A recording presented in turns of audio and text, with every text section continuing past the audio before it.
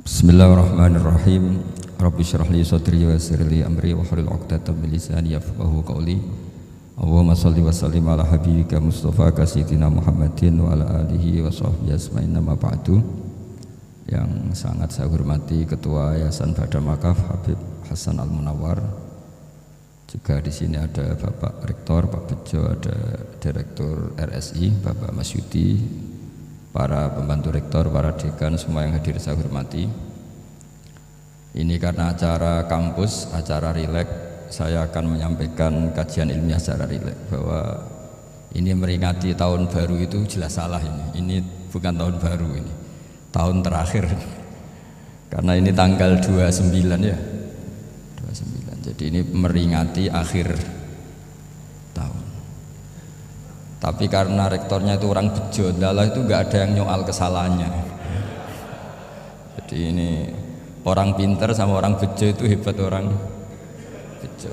Saya ini orang pinter, maka tahu kalau ini itu akhir tahun, bukan awal tahun. Tapi saya ada orang bejo, pinter saya tidak terekspos, sehingga orang tetap saja bilang ini peringatan awal apa? Tahun. Jadi menang orang bejo gitu. Ini akhir tahun apa awal tahun? Hari ini akhir tahun, berarti ini peringatan apa? Akhir tahun. Hanya orang bejo yang kesalahannya tidak dikoreksi. Jadi ini alhamdulillah. Jadi ya, tapi ini kesalahan yang tidak maksiat, insya Allah dimaafkan Allah Subhanahu Wa Taala. Ini karena kesalahan itu ada dua, ada kesalahan yang maksiat, ada kesalahan yang tidak maksiat. Saya punya komitmen terhadap agama ini, baik tadi yang dikatakan Pak Rektor, ada unsur ulama, ada unsur habaib, ada unsur pengusaha, ada unsur birokrat. Di antara kenangan-kenangan saya dari Syekhina guru kita bersama Kiai Haji Maimun Zubair, beliau itu sering dawuh, sering ngendikan, dan itu saya sampaikan juga ketika 7 hari wafatnya Agus Robah, cucu Mbah Maimun, putra Agus Robah. Di antara yang beliau katakan itu adalah sok hak agama itu sing gawe pegawai negeri. Itu berkali-kali beliau ngendikan gitu. Ya saya agak bantah. Ya, kalau santri bah, ya santri karuan mesti gawe agama, tapi sok ben sing gawe pegawai negeri. Setelah saya jadi kiai dan penelitian, saya itu berkali-kali didatangi dokter, tentara, juga polisi. Mereka sering bilang gini, Gus saya ini dokter negeri. Saya ke NTT, ke Papua, karena saya muslim berkebutuhan Islam, maka dibikinkan musola, dibikinkan masjid. Kalau kiai tidak bisa bikin sendiri urunan, mau narik siapa, mau narik tarikan di jalan yang mau nyumbang siapa. Tapi kalau kebutuhan negara, karena tugas negara, ya difasilitasi negara dan tidak dianggap misionaris karena negara. Begitu juga di beberapa negara yang non muslim kayak di Argentina, di Venezuela, itu ada masjid, ada kajian Islam ya karena duta besar, dan itu aparat negara. Disinilah kearifan para ulama berkoalisi dengan umarok dengan makna yang positif, bahwa agama ini harus ditopang umarok, sistem negara. Tentu di situ ada tentara, ada polisi, ada macam-macam. Kita sebagai kiai juga nggak berdaya di depan para bandar narkoba apa-apa kalau nggak ada BNN.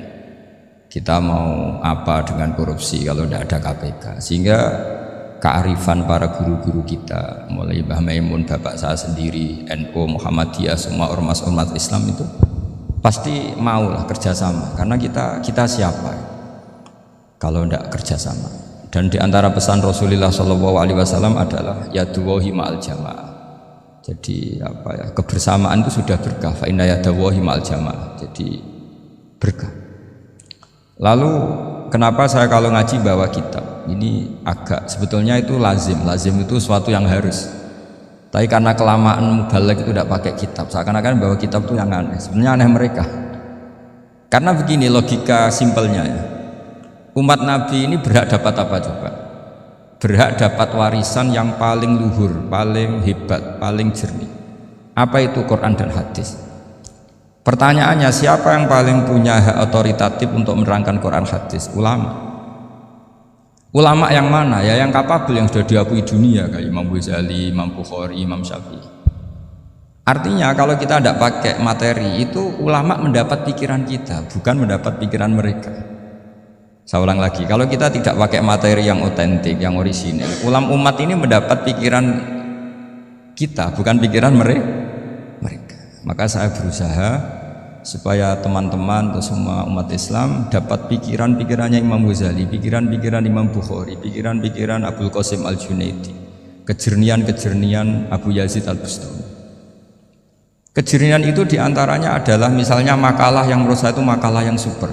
Jadi untuk ngadepi krisis karena Covid atau karena apalah, itu lama dulu sederhana sekali. Beliau punya rumus yang mungkin jarang didengungkan orang, tapi saya akan kampanye rumus ini. Al-istighna, hakikatul istighna itu adalah al-istighna anis syai' labihi.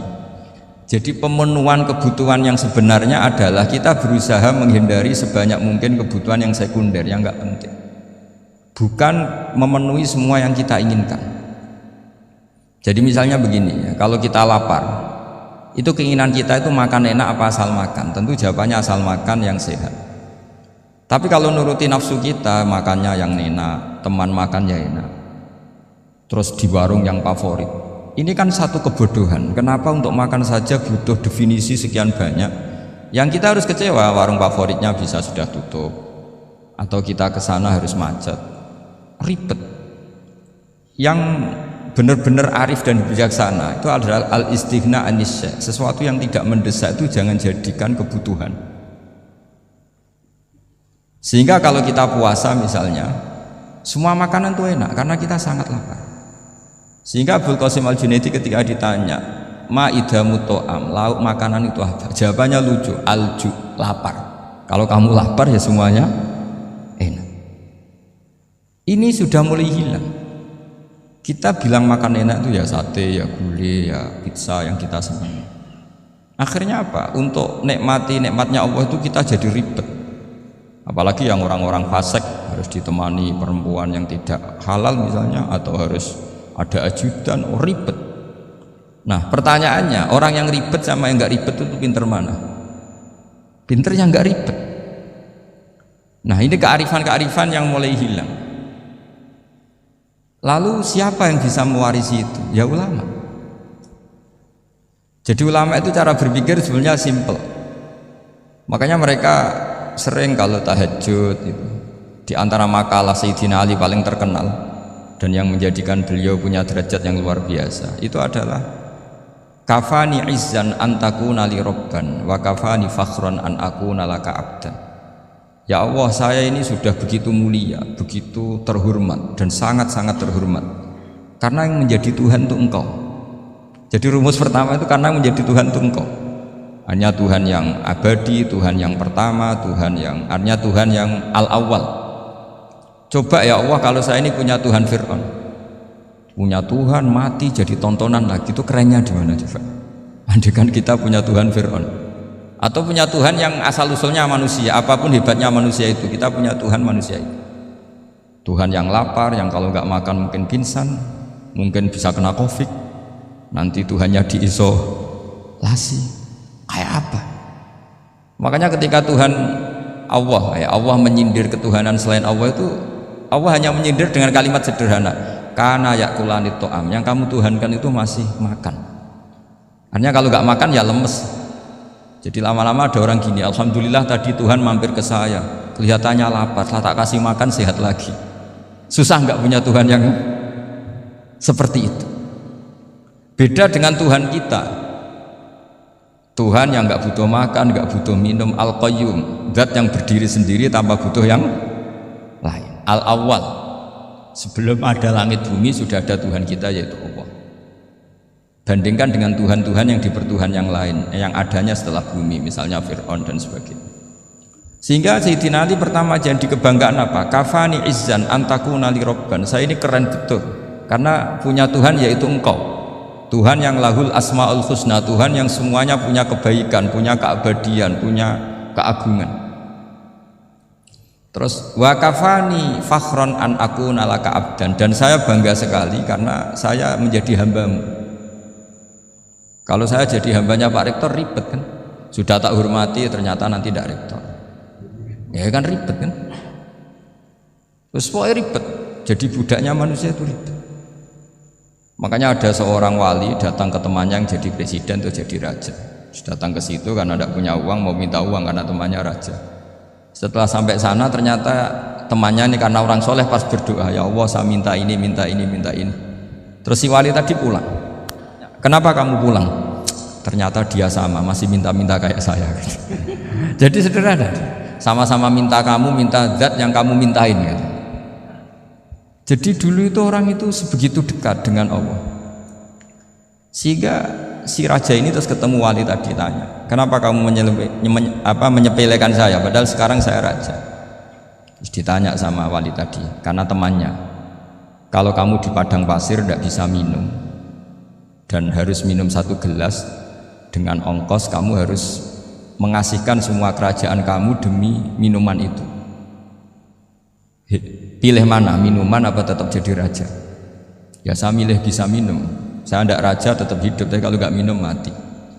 Bagaimana Anda bangga dengan satu kerajaan sing la yusawi kak samain, yang tidak sama dengan segelas air? Jadi artinya terus mereka melihat jadi raja itu ya biasa, jadi presiden biasa, jadi rektor biasa, karena mereka biasa berlogika hakikatul izzah itu ya at-taqarrub ila Allah, yang benar-benar terhormat itu ya dekat dengan Allah. Begitu seterusnya mereka bikin paradok-paradok yang aneh, tapi itu menjadi pelajaran. Bapak saya Ki Nur Salim itu senang baca anekdot Nasiruddin Koja. Itu kalau bikin orang-orang aneh, itu dia datang ke satu pesta pakai baju lusuh, pakai sarung lusuh atau celana lusuh, sama Sohibul Bait yang punya acara dibiarin. Setelah dibiarin dia pulang pakai jas, pakai dasi, pokoknya keren. Dihormatin, pakai alpat, pokoknya dihormatin, silakan. Pas dia disuruh minum, minumannya itu disokkan saja ke sakunya. Jas, kamu harus minum yang baik, karena kamu yang dihormati, bukan saya. Terus makanan semuanya diletakkan di saku, ada yang apa, ayo kamu makan yang banyak. Alpatnya juga gitu, dikasih sate apa, ayo kamu makan yang banyak.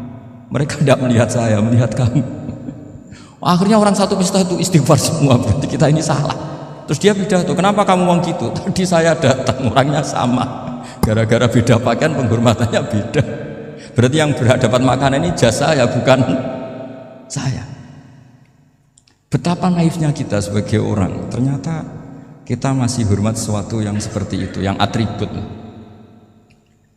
Jadi orang-orang sufi itu orang yang bisa menertawakan dunia. Akhirnya ya pertama dia dianggap orang gila, masa jas dikasih makan, dikasih minum. Tapi secara fikih dia benar, haram dia makan, karena pas dia datang dibiarin, setelah pakai jas dikasih makan. Berarti hakikat yang dapat rezeki siapa? Jasnya apa orangnya? Jasnya apa orangnya? Jasnya. Jadi itu orang-orang sufi, kearifan orang-orang dulu itu bisa ngelola hal-hal yang keseharian menjadi luar biasa. Ada seorang wali melihat istrinya makan 1 piring, anaknya makan 1 piring, ditanya, kalian kenyang? Wah, kenyang sekali. Melihat anaknya minum kopi 1 cingkir, seneng. Kalian seneng sekali. Wah, kalau seneng dengan hal-hal yang murah bisa, ngapain harus seneng dengan hal-hal yang mewah? Bodoh sekali saya. Sehingga terus mereka bisa qanaah. Qanaah itu ya hidup itu simpel, sederhana. Jadi tentu saya tidak akan ngomong yang muluk-muluk, selain itu tidak bidang saya juga apa ya, kita ini butuh obat di kondisi Covid seperti ini, butuh kesederhanaan, butuh apa ya, istighna tadi. Kita harus istighna billah an ghairillah. Jadi sudah cukup bahwa Allah ini segalanya. Sehingga tadi saya dengarin himnenya Unisula, yang paling saya kagum adalah dimulai dengan kalimat-kalimat thayyibah. Di antara tugas suci Nabi Ibrahim dan semua nabi adalah wa ja'alaha kalimatam baqiyatan fi aqibi. Nabi Ibrahim itu nabi yang diberi gelar Allah. Dia adalah nabi yang menjadikan kalimat tauhid itu kalimat yang abadi.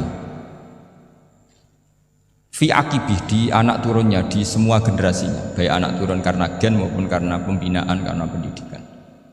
Ini penting sekali saya utarakan karena apa? Satu kehidupan itu sebenarnya digerakkan oleh kata-kata, oleh muto kalau orang bahasa modern. Sehingga banyak ulama mengatakan al-ibarat qutun li'ailatil mustami'in, bahwa redaksi atau moto atau pegangan hidup itu penggerak kehidupan. Sehingga sebetulnya manusia itu digerakkan oleh kalimah-kalimah itu, oleh moto-moto itu, oleh prinsip-prinsip hidup itu. Misalnya orang Palestina itu tiap hari ke pasar, mereka ke laut itu. Ditanya kenapa tidak takut tembak Israel? Jawabannya lucu. Kena tembak ya mati, nggak makan ya mati, nggak kerja ya mati. Ya sudah sama-sama mati ya mendingan aktivitas normal. Tapi saya tidak menyarankan itu untuk melawan COVID. Ini cerita saja. Kamu jangan provokator karena ini wilayah sensitif. Jadi banyak orang yang poligami, kalau ditanya alasannya gitu, istri satu ya cerewet, dua ya cerewet, mendingan 4 katanya. Ya banyak ya gitu. Tapi ada yang kebalikan, istri satu cerewet saja hampir jantungan, apalagi 4 tinggal matinya kan gitu. Itu semua yang menggerakkan itu kalimat itu satu pegang. Banyak orang loh yang nggak ingin jadi rektor tuh banyak loh Pak Bejo. Jangan kira semua dosen ingin jadi rektor. Melihat rektor sibuk rapat mempertahankan reputasi Unisula atau sering pegang kepala, ngapain repot-repot? Jadi tukang sapu aja dapat gaji, ngopi, rokokan, selesai. Bodoh amat jadi rektor, mikir orang banyak loh orang yang nggak ingin jadi presiden tuh banyak. Karena ngopi nyaman, gak ada yang ganggu. Mau tidur sampai jam 9 siang juga gak ada yang ganggu. Sehingga mereka melihat pegawai negeri itu gak keren, orang kok diatur jam, disiplin. Itu memang cara Allah membagi rahmat. Mau kamu apakan coba? Cara syukurnya dia seperti itu. Bapak saya dulu tuh sering ngajarin saya, diajak jalan-jalan pagi-pagi. Melihat orang ngopi, makan uduk, itu bapak semua. Kok enak jadi wong apa? Ngene esuk-esuk nyemak bocah kesel kabeh kono enak ngopi rokokan. Bapak kadang iri sama orang awam itu iri. Sudah gitu berharap masuk surga kan enak sudah gitu. Tahu-tahu mati, tidak tahu ke surga apa ke neraka ya tidak tahu. Jadi orang dulu itu orang yang bisa mensederhanakan dunia. Sehingga ya sudah cara bahagia. Makanya saya alhamdulillah saya ini kerjasama sama UII sama beberapa kampus. Memang amdan itu sengaja. Kampus itu ya punya sistem yang nggak bisa mewakili sistem kiai. Kiai juga punya sistem yang nggak terwakili oleh kampus, juga sebaliknya saling melengkapi. Saya sering ketemu rektor UI, rektor kampus-kampus Islam. Mereka cerita, Gus pendidikan pondok harusnya dimodernkan gini-gini. Saya bilang, kalau pondok modern kayak kampus itu nanti saya ketemu Allah nggak bisa jawab. Kenapa Gus? Saya beri contoh gini. Kalau misalnya perempuan perawan lah atau apa saja, pokoknya perempuan mau tanya tentang menstruasi atau haid, kalau semuanya sistem kampus dia harus kuliah dulu, registrasi dulu, kuliah dulu, bayar dulu, dan dapat jawabannya nunggu mata kuliah pas itu. Bandingkan kalau sistem pondok, saya tuh sering ke pasar sama anak saya dicegat sama ibu-ibu, Gus, anak saya ngalami gini-gini, keluar darah terus menerus, nggak 6 hari tapi 1 bulan penuh. Itu hukumnya apa Gus? Nanti saya mau sowan ke jenengan. Nggak usah sowan, di sini aja. Ya sudah, sebelum mengeluarkan darah yang rutin seperti itu biasanya haidnya berapa hari? 6 hari, ya sudah ikut yang 6 hari, yang lainnya istikhadah. Ngoten tok Gus? Ya udah ya. Begitu terus di masalah udhiyah. Ya coba kalau semuanya pakai sistem kampus, daftar dulu, bayar dulu. Jadi ini nggak ada jawabannya, nunggu mata kuliah itu baru dapat jawaban. Itu biasa nggak sholat bertahun-tahun karena belum ada jawaban tentang itu.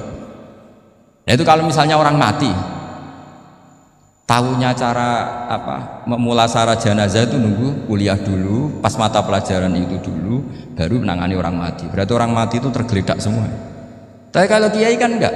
Kesini orang mati terbakar, kalau dimandiin malah badannya copot-copot, itu gimana hukumnya? Ini ada orang mati Gus Kendat, ini disolati apa enggak? Ada orang mati oplosan ya, itu disolati enggak? So sering ditanya gitu. Gak usah registrasi Pak Rektor, gak usah registrasi, gak usah daftar, gak usah seminar. Makanya kalau orang kampus wani kiai itu ya kualat tenan itu, karena ini yang on time.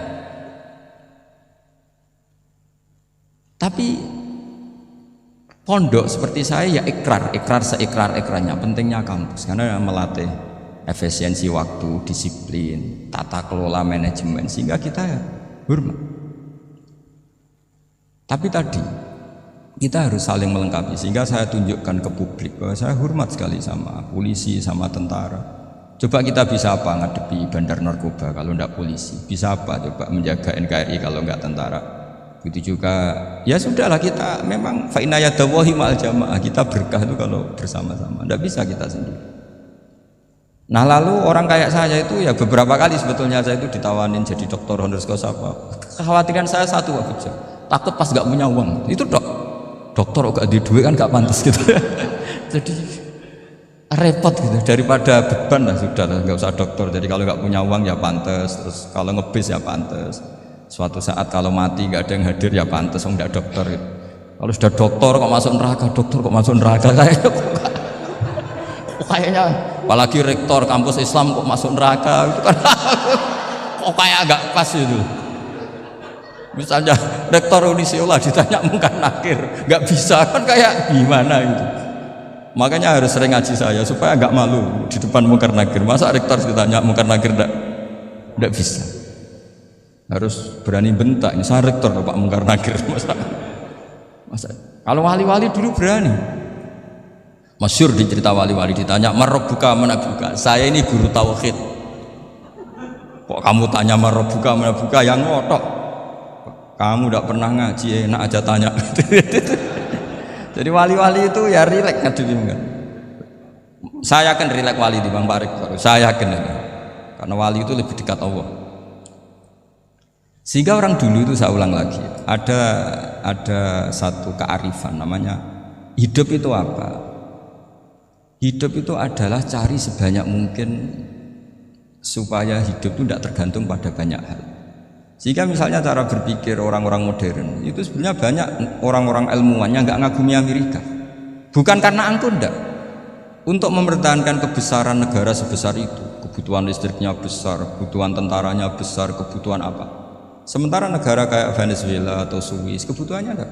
Pertanyaannya, yang tergantung dengan banyak hal sama yang tidak tergantung banyak hal, itu pinter mana? Kalau dibalik pertanyaannya gitu, negara-negara maju itu tidak keren kalau dibalik pertanyaannya. Orang yang untuk mempertahankan eksistensinya banyak, butuh banyak hal, dengan yang tidak butuh banyak hal, itu pinter mana? Orang yang bahagianya nunggu jadi dokter, nunggu jadi kiai besar, kiai viral, dengan orang yang bahagia cukup dengan ngopi, itu pinter mana? Tapi kalau dibalik pertanyaannya, orang yang tahunya nikmat hanya kopi dengan nikmat yang banyak, pinter mana? Makanya Mbah Mun tuh kalau guyon itu lucu.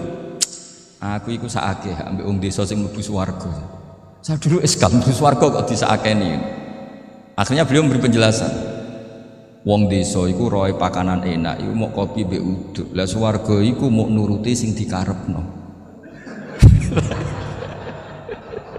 Akhirnya wis mau mangan, wis ngopi, nguduk, ngopi, ora roh pakanan liyane ora roh.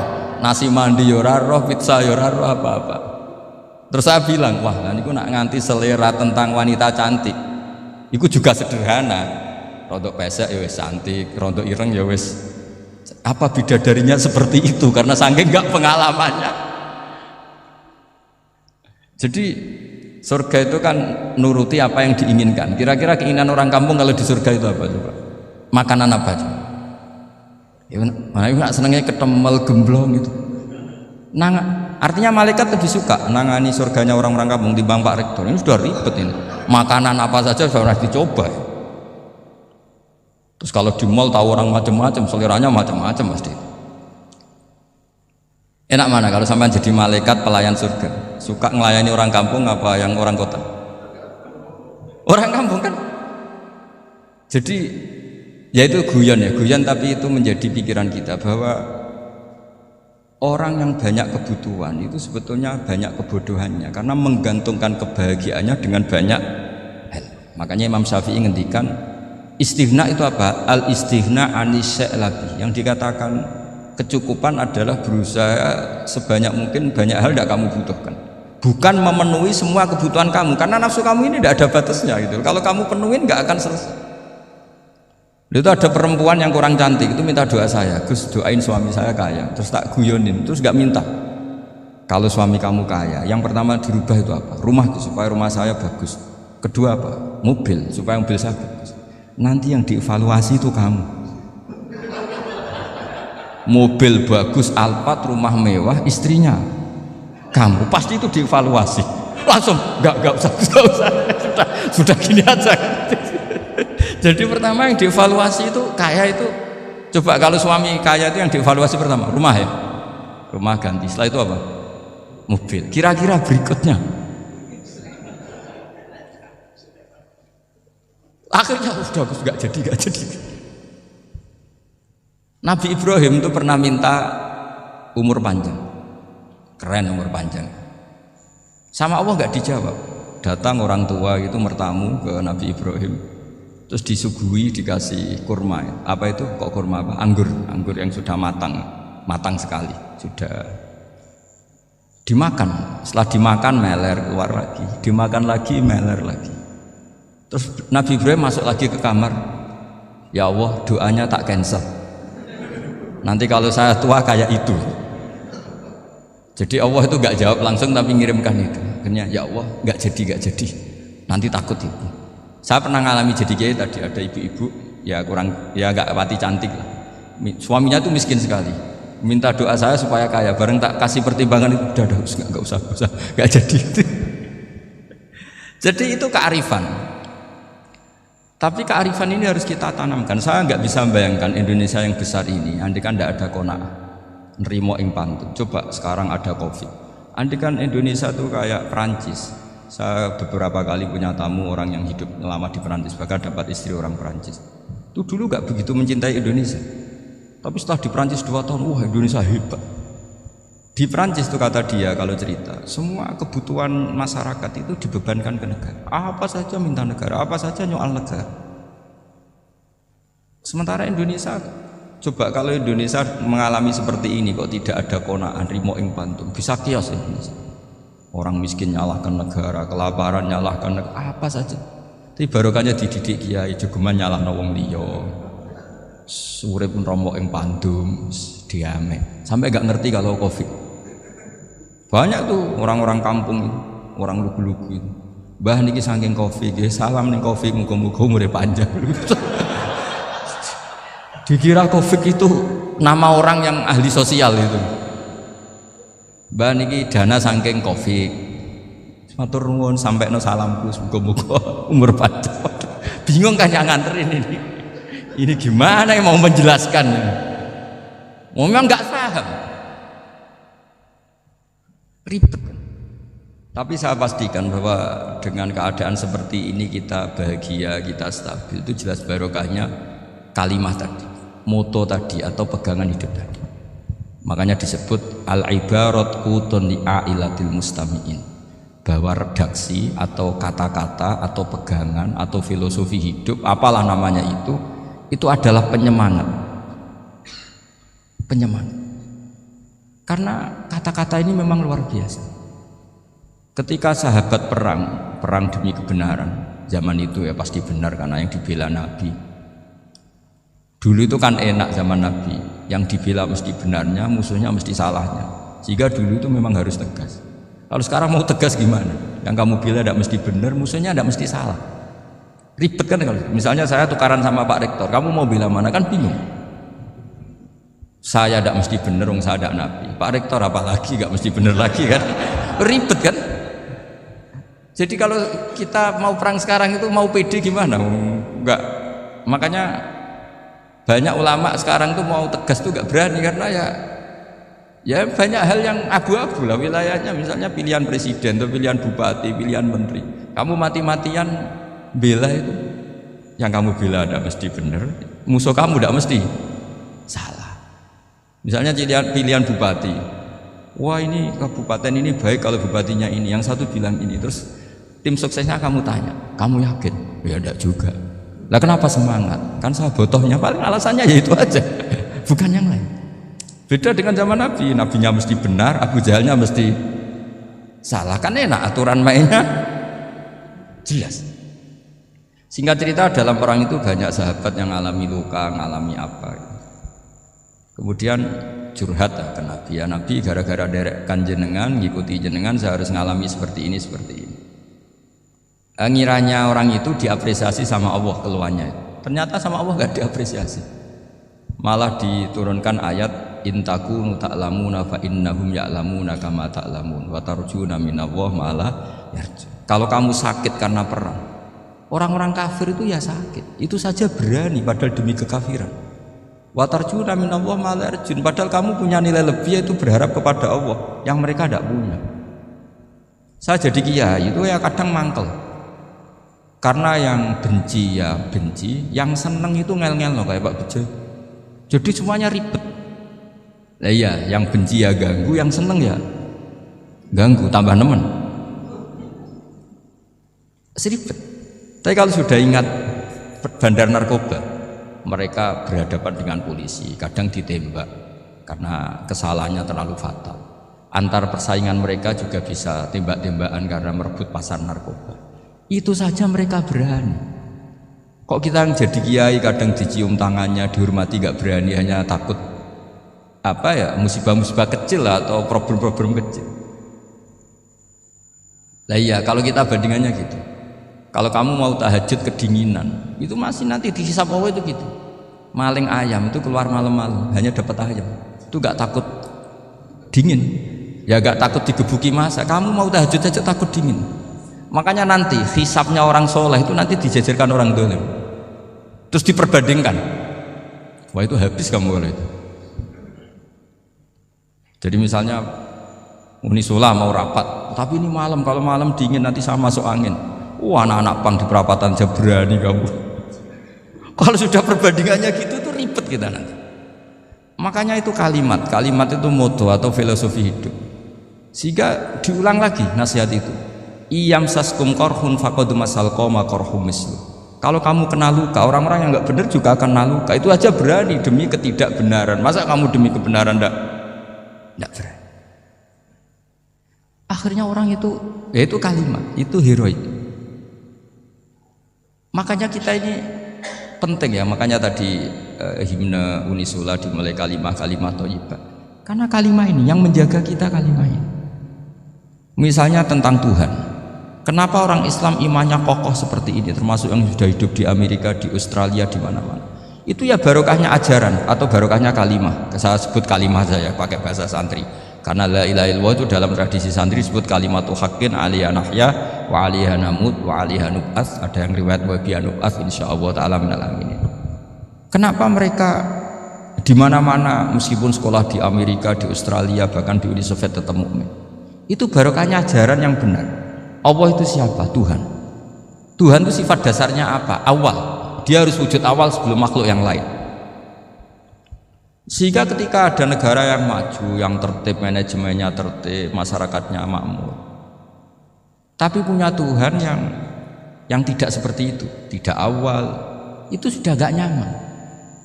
Karena ndaklah keren Tuhan saya, karena Tuhan saya itu al-awwal, zat yang pertama. Tuhan saya keren lah, zat yang nggak mati, Tuhan yang nggak mati, yang nggak pernah mengalami kematian.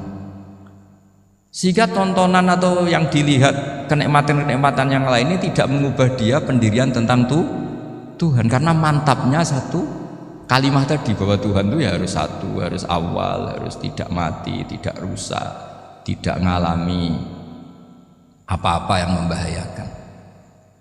Sehingga ketika ditawarin Tuhan yang lain meskipun menjanjikan secara finansial atau kemakmuran, mereka gak tertarik. Itu coba, itu barokahnya makmur apa barokahnya ajaran? Barokahnya ajaran. Sering negara Islam itu kalah makmur dengan mereka, tapi barokahnya ajaran ini tetap apa? Tetap Islam. Makanya Nabi Ibrahim, Nabi yang sukses bikin wa ja'alaha kalimatam baqiyatan fi aqibi. Sehingga kita ini bekti sama orang tua misalnya, itu ya karena ajaran. Suwargamu parek wong tuamu, nak wong tuamu ridho Allah ridho, nak ora ridho Allah ora ridho. Ridho wa fi ridhol walidain wa sakhatu wa sukhtu wa fi sakhatil. Sehingga ketika ada orang tua yang agak brengsek itu, anak-anak tetap hormat. Punya orang tua yang miskin, yang sudah miskin, tukang tombok nomor, banyak kan di kampung gitu, ya tetap hormat. Coba kalau dari awal kita ngajari orang tua kamu hormati ya, kalau baik, kalau tidak usah, bisa geger Indonesia. Tapi barokahnya ajaran-ajaran itu Indonesia tertib karena ada ajaran.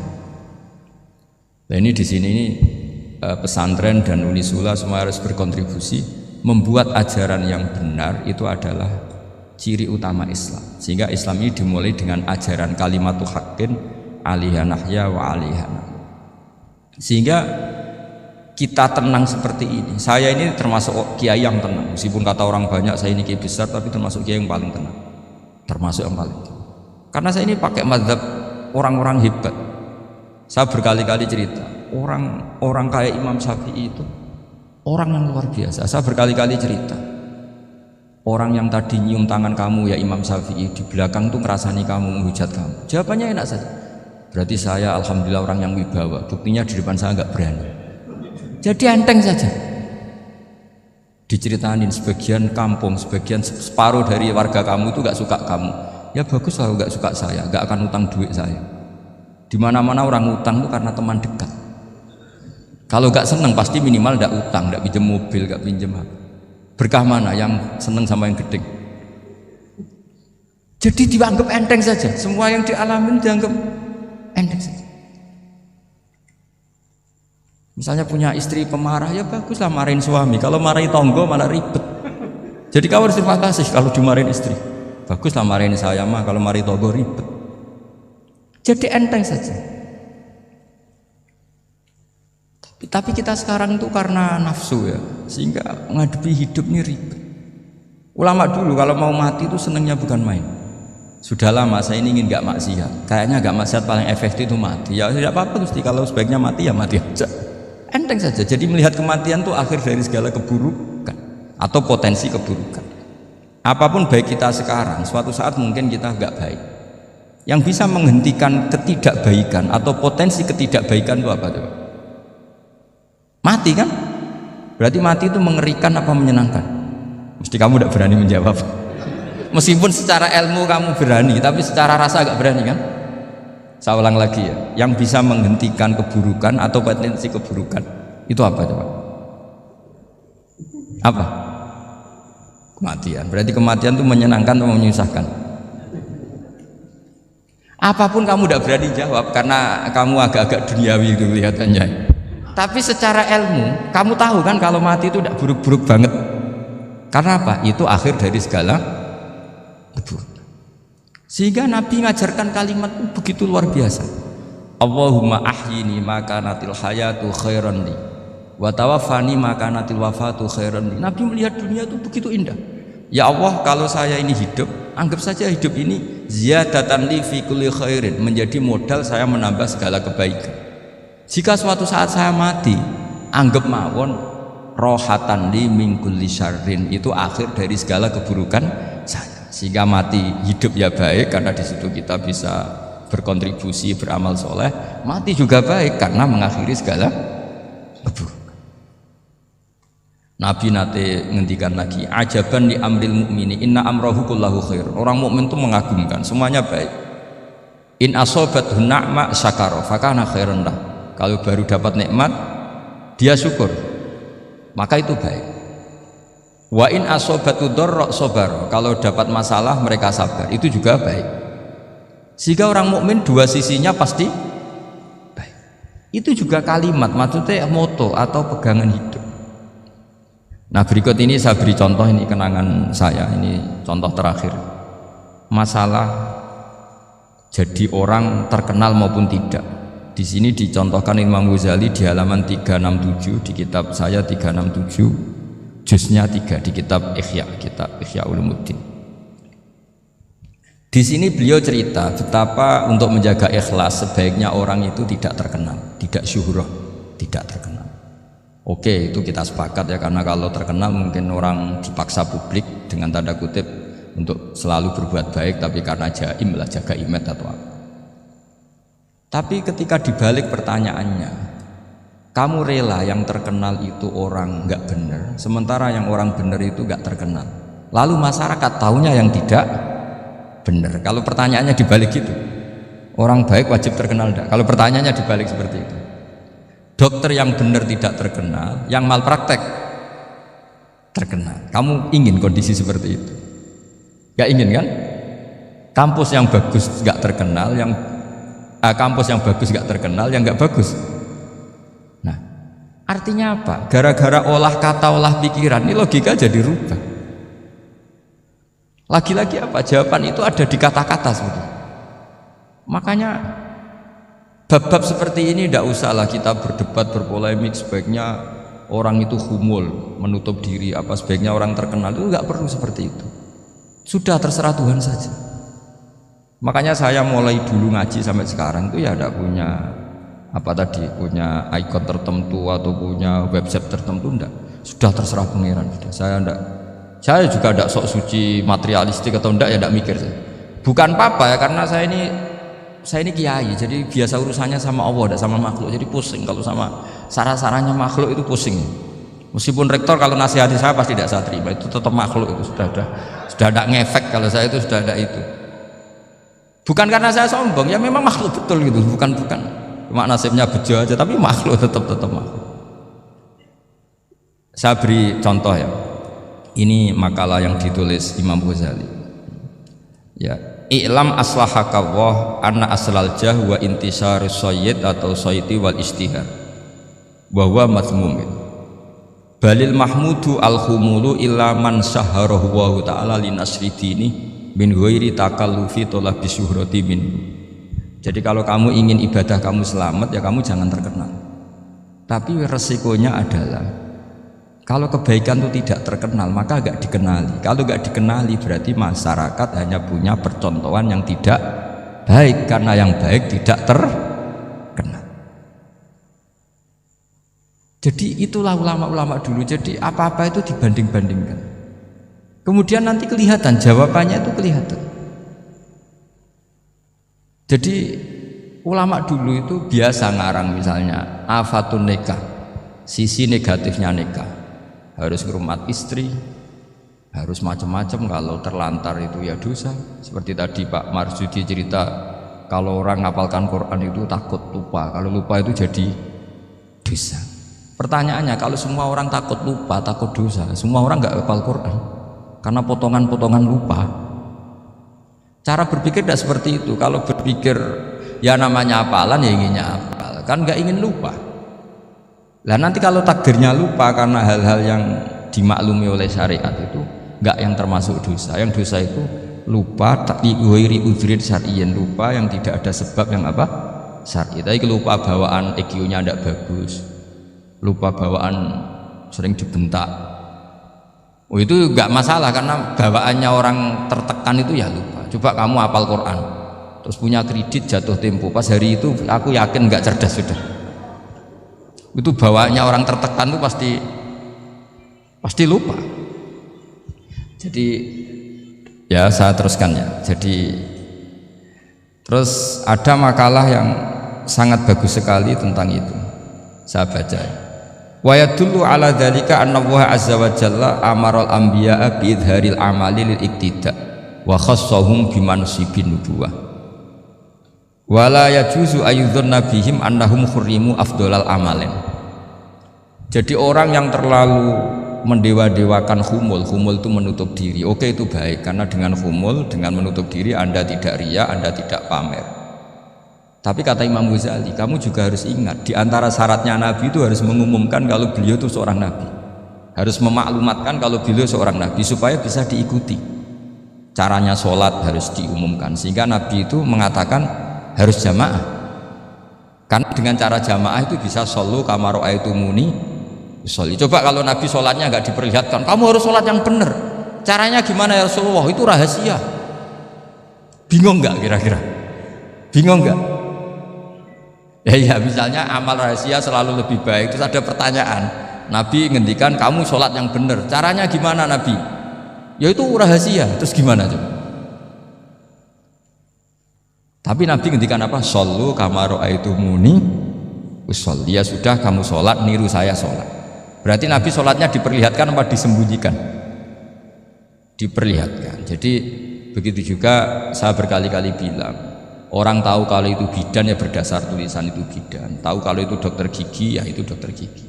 Jangan sampai gara-gara tidak ada tulisan mau beli alat bangunan di dokter gigi, mau periksa gigi di toko bangunan. Gara-gara apa? Nggak ada maklumat. Nah, di sini ulama-ulama selalu memaklumatkan dirinya, termasuk Imam Ghazali ketika ngarang kitab dinamai Ihya Ulumuddin, bahwa kitab ini bisa menghidupkan ilmu-ilmu agama yang mulai hilang. Begitu seterusnya.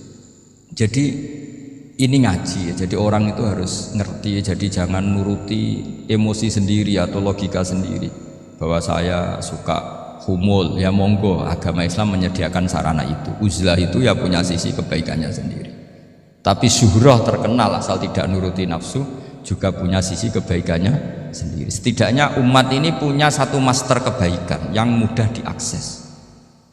Tapi tadi saya ulang lagi, jangan karena hadun nafsi, jangan karena kepentingan pribadi. Makanya di sini disebutkan wa yadullu ala dzalika ala syuhrah anna Allah taala amarul anbiya bi dzaril amal lil iktida. Allah selalu memerintahkan para nabi kalau ngamal kebaikan ya harus dimunculkan supaya bisa ditiru. Yaitu tadi kita tidak bisa bayangkan kan kalau misalnya Nabi menyuruh kamu harus sholat yang benar, kemudian sholatnya Nabi sembunyi. Lalu ditanya, Nabi saya niru siapa? Wah itu rahasia, kamu nggak boleh lihat sholat saya saat takut tidak ikhlas. Ribet kan? Sehingga jamaah itu statusnya tetap harus. Nah bedanya harus ini ulama berpendapat harus yang apa? Fardu kifayah. Tapi fardu itu maknanya harus. Tapi bukan berarti kalau nggak jamaah sholatnya nggak sah, nggak. Tapi statusnya jamaah tetap apa? Nah barokahnya harus ini orang yang baru sholat, sholatnya langsung benar karena ada yang diikutin. Coba kalau mantan dukun baru sholat terus sholat sendiri, itu mesti mirip mantra. Karena dia tidak ada master percontohannya. Tapi barokahnya ada master, orang paling bodoh pun kalau sholat ya benar, karena standar ada komandonya, ada imamnya. Sehingga Imam Ahmad malah berpikir keras, syarat sahnya sholat itu harus jamaah. Cara pikirannya Imam Ahmad keras sekali beliau. Jika kalau orang sholat sendiri kok ada orang lain yang maunya berjamaah harus bayar, orang itu harus bayar demi sahnya sholat. Itu madhabnya Imam Ahmad. Tapi kalau madhab Syafi'i hanya mengatakan itu fardu kifayah, yang kalau satu komunitas gak mau melakukan semuanya apa? Dosa. Ya jadi ini sebelum sesi ringan tanya jawab, hanya 2 saja tanyanya, nggak boleh banyak-banyak, nanti gak pulang-pulang saya. Jadi tak baca lagi biar dapat berkahnya Imam Ghazali. Wa qala qaumun asirru afdalu minal alaniyati. Terus kata sebagian ulama al alaniyah itu afdal minas sirri. Terus diperbandingkan baik yang mana amal dipertontonkan sama anda. Terus kata Imam Ghazali, kalau orang itu bisa jaga tidak riya, maka sebaiknya dipertontonkan karena kebaikan harus yang muncul, bukan yang tidak baik yang muncul. Makanya ketika Unisula memaklumatkan diri sebagai ingin jadi generasi khairah ummah, itu kalau diterjemah itu kan wow, khairah ummah, umat terbaik, itu kan ya kayak agak angkuh. Tapi nggak apa-apa, itu nggak apa-apa. Masa kita kampanye Unisula siap degradasi moral, kan ya lucu kan? Masa jualan gitu kan ya lucu. Ya sudah, kita memang ingin mengkhidmati ummah, berbakti dengan umat, membantu supaya jadi generasi khairun apa? Tidak apa-apa, dimaklumatkan supaya dengan itu umat punya sarana. Oh kalau ingin jadi khairun ummah, kuliah di sini. Jangan lalu enggak gitu. Ya sama kita dokter, maklumatkan saja dokter gigi, dokter kandungan, dokter bedah. Sehingga orang kalau mau bedah ya jangan ke dokter kandungan. Jadi barokahnya maklumat ya. Jadi saya mohon sekali ini, saya sendiri sebetulnya orang yang nggak siap terkenal sebetulnya, tapi ya sudah terserah Allah saja. Kalau itu cara Allah menyebar kebaikan ya monggo, pokoknya kita tawakal saja sama Allah Subhanahu wa taala. Biasa kira demikian. Assalamualaikum warahmatullahi wabarakatuh.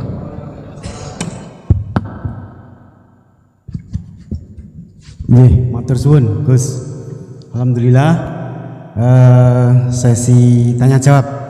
Gus, 2 nggih. Ya, ini ada dari Yogi Banjarmasin, satu tipe dengan Ahmad Banyuwangi, satu tipe dengan Rizka Pekanbaru. Yang dari Banjarmasin itu, Gus mohon izin ngaji lewat jarak jauh, baik melalui YouTube ataupun lewat medsos. Namun sanadnya bagaimana Gus? Sebab masa kini belum bisa ketemu langsung. Terus Rizka Pekanbaru ini trik mendidik akidah anak sejak dini pripun. Terus Ahmad Banyuwangi ini bagaimana kaum milenial, karena setipe Gus, generasi X, Z yang lahir tahun 2000-an. Bagaimana membuat menarik belajar tasawuf bagi generasi anak-anak. Nah sih, nggih, ngomong niku. Tapi setunggal tipe niki tasawuf. Bagaimana belajar tasawuf untuk generasi-generasi yang cik nom-nom niku. Terus satu itu tipe dengan mendidik anak. Kemudian yang nomor 2 mohon izin ngaji jarak jauh. Sanatnya pripun? Karena belum bisa ketemu. Begini ya, saya mungkin yang kesekian kali ya punya tamu dari Kalimantan, dari Sulawesi. Memang kalau sebagian mereka pernah mondok itu tersiksa karena ngaji saya hanya lewat virtual atau lewat medsos. Kebaikan itu pasti sudah benar. Jadi dengan ketemu langsung maupun enggak itu secara sana itu sudah cukup. Cuma ada beberapa kebenaran yang butuh jelimet, butuh tahqiq, itu yang harus ketemu langsung. Tapi kalau yang kebenaran-kebenaran umum itu tidak perlu, karena kebenaran itu bahasa lainnya itu al-ma'ruf, sesuatu yang mudah dikenali oleh akal, oleh nurani, oleh komunitas, oleh sistem sosial. Sementara mungkar itu sesuatu yang aneh. Andai kan tidak ada agama pun, orang akan bilang selingkuh itu mungkar. Andai kan tidak ada agama pun, sesuatu milik siapa harus jelas. Sehingga diaturlah ini istrinya ini istrinya ini barangnya ini. Yang paling berat make apa ya yang punya kan. Makanya nikah itu disebut ma'ruf. Yang boleh make ya yang punya. Misalnya yang boleh make mobil itu ya yang punya atau yang dapat izin. Itu disebut ma'ruf. Lalu yang nggak punya kok make, itu namanya mungkar. Ya aneh, nggak punya kok make tanpa izin.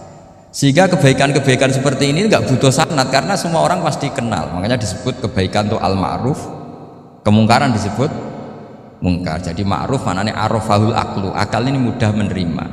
Mungkar maknanya angkarohul aklu, akal ini menjadi aneh. Kan nggak mungkin lah orang yang waras mau ini ada minuman, kalau kamu minum hilang kesadaran, minuman ini halal, itu aneh nggak? Aneh kan? Tapi kalau kebalikannya ini minuman manfaat untuk stamina, manfaat untuk kesehatan, maka ini halal. Nah agama itu datang dengan sesuatu yang ma'ruf dan menolak sesuatu yang mungkar. Nah kebaikan-kebaikan seperti ini itu Pak Rektor gak perlu sanad karena itu sudah lazim, sudah keniscayaan. Lalu ada kebenaran yang butuh detail. Misalnya begini, wali nikah itu siapa? Wali nikah itu adalah bapaknya dan mbahnya. Nah kalimat dan mbahnya ini salah kalau dalam fikih Islam. Karena mbah dalam bahasa Jawa itu bisa mbah dari ibu. Sementara dalam otoritas Islam nggak memberikan hak ke mbah dari ibu. Seperti ini nggak boleh. Terus misalnya orang Kalimantan nikahkan putrinya dinikahkan oleh mbah dari ibunya hanya karena berdasar fatwa. Oh kemarin Gus Baha atau Kiai siapa dawuh wali itu kalau nggak bapak ya mbah, wong ini mbahnya. Nah itu butuh detail. Yang dimaksud mbah di bab wali adalah abul ab, bapaknya bapak, bukan sekedar mbah. Nah hal-hal seperti itu mohon sekali untuk tidak kesusu atau tidak tergesa ngambil kesimpulan, karena itu butuh fikih yang apa? Detail. Ya butuh fikih yang apa? Detail. Padahal istilahnya sama, wali itu bapak dan mbah. Sehingga dalam kitab-kitab matan misalnya kalau ada fa'ahakul auliya bitazwid abun summa jaddun, itu pasti sama sarah dikritik. Al aula ayyakula abul ab, seharusnya jangan dikatakan mbah karena kalau mbah memasukkan dari ibu. Yang benar adalah abun fa'abul ab, bapaknya bapak. Nah, jadi kira-kira gitu Pak Irto. Gantian jenengan yang menjelaskan.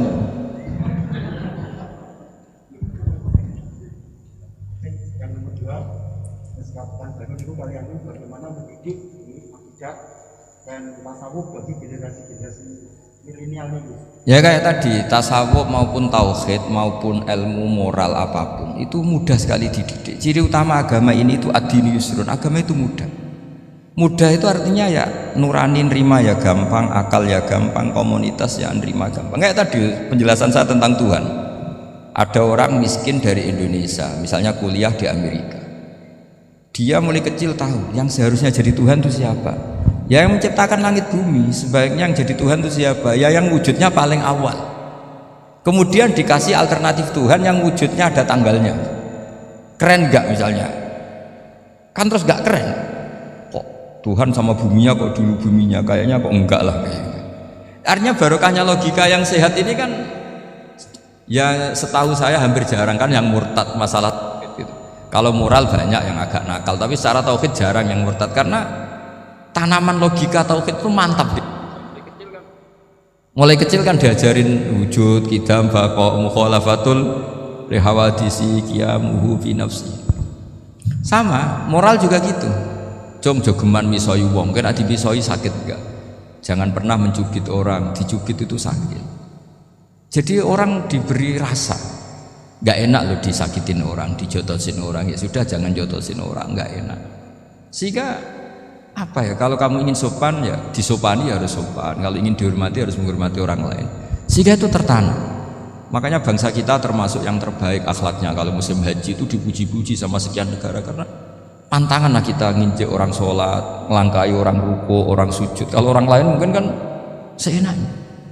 Iya, karena mulai kecil itu dilatih tidak boleh melangkai orang, tidak boleh. Jadi akhlak itu ya diajarkan mulai kecil plus logikanya. Logika itu ya apa saja lah, yang penting menjadi anak kecil itu paham. Dan itu mudah, saya ulang lagi mudah, karena agama ini ad-dinu yusrun, agama ini mudah, jadi mudah dipahami. Nggak bisa kamu katakan misalnya tasawuf. Tasawuf itu ya gampang kayak tadi, seperti Bapak kalau ngendikan. Makanan yang membuat enak itu karena menunya yang mewah kamu cocok atau karena kamu lapar. Lama-lama orang kan berpikir, ya setiap puasa itu kok tempe enak, tahu enak, tapi kalau sudah buka, sudah kenyang, apa saja semuanya menjadi tidak enak. Padahal kualitas menunya masih enak, tapi gara-gara kenyang menjadi enak. Berarti penyebab enak itu lapar apa menu? Lapar. Jadi apa ya, kearifan-kearifan ini loh yang menjadikan luar biasa. Makanya tadi ada kalimat yang benar, wa ja'alaha kalimatam baqiyatan fi aqibi. Jadi Ibrahim adalah nabi yang sukses menanamkan filosofi kebenaran ke anak cucu. Dah, yang terakhir. Dah. Ini Siti Mutmainah dari Undip.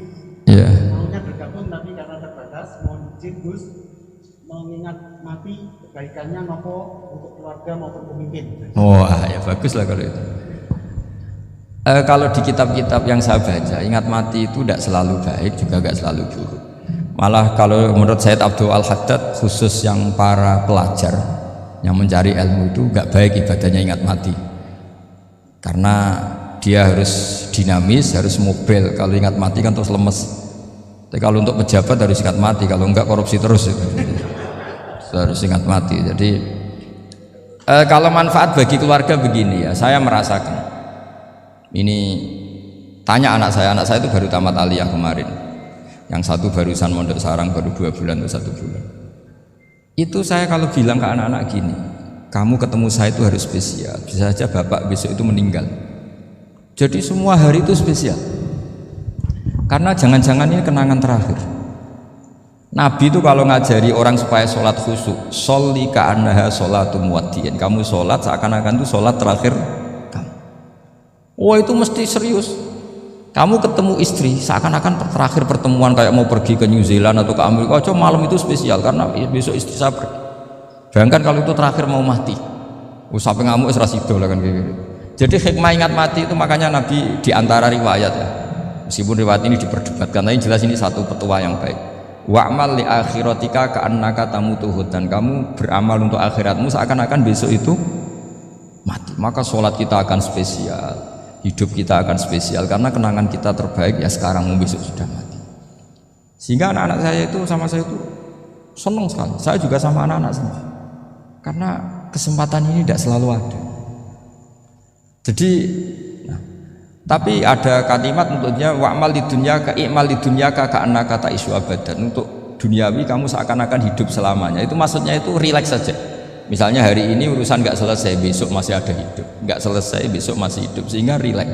Tapi kalau urusan akhirat harus selesai sekarang, karena besok sudah mati. Jadi ingat mati itu positifnya ya tadi, semuanya akan indah. Coba orang yang mau meninggalkan Indonesia, misalnya nyuwun sewu LSM yang biasa demo atau mahasiswa yang biasa demo, terus tawarin besok kamu kuliah di Rusia. Itu warung apa saja kenangannya baik semua karena mau meninggalkan Indonesia. Tapi kalau tahu gak meninggalkan Indonesia, demo terus. Orang-orang sering demo, tawarin ke luar negeri, kira-kira mau nggak? Pasti lebih suka apa? Indonesia. Orang paling miskin yang ngeluh terus di dunia ngeluh gak pernah nikmat, tawarin mati, mau nggak? Nggak mau kan? Nah, jadi untuk supaya hidup ini nikmat, semuanya itu anggap kenangan terbaik Anda, dan itu bisa saja kenangan terakhir. Makanya resepnya Nabi supaya sholat khusyuk apa? Sholli sholatan muwaddi'in, kamu sholat ka'annaha sholatum muwaddi'in, seakan-akan itu sholat apa? Terakhir. Sehingga terus kita nyaman, kita apa, dan kita nganggap ini sholat yang terakhir. Nanti ternyata masih lagi, ya sudah itu sholat yang terakhir lagi, sehingga semuanya apa? Spesial. Ya gitu Pak Rektor. Matur suwun. Terima kasih Gus. Ini pertanyaannya total ada 135, tapi saya himbau kepada para penanya, ini misalnya ya ada pertanyaan bagaimana kami ini berada di organisasi yang fasilitas materinya itu kecil. Jenengan tidak usah bertanya di saat ini, nanti ikuti YouTube, itu ada edisi beliau yang terakhir, ada tema ceramah beliau itu sudah menjawab ini, nanti ikuti di YouTube bisa menjawab pertanyaan jenengan, itu ada, itu sudah ada materinya. Jadi 135 penanya ini mohon dicari search di Google, jawabannya sudah ada di situ semua. Oke. Ya terakhir ini bagaimana kalau kami materinya sedikit, apakah kami harus ngalah? Ini edisi 3 hari yang lalu Gus Bah sudah mengeluarkan itu. Nah gitu. Oke, saya kira demikian nggih. Yang offline sampun ridho? Sampun nggih. Nggih Gus, ngoten. Saya soalnya paling takut kalau nanti dimarahi beliau. Demikian apa yang bisa kita sajikan kepada para pemirsa baik online maupun offline. Saya selaku moderator yang mendampingi beliau Gus Bah, mohon maaf apabila ada kekeliruan, dan hanya ini yang bisa kami sampaikan. Mohon maaf dan selamat mengikuti YouTube beliau yang sangat berseri dan beragenarkan dan sangat mencerahkan. Wassalamualaikum warahmatullahi wabarakatuh.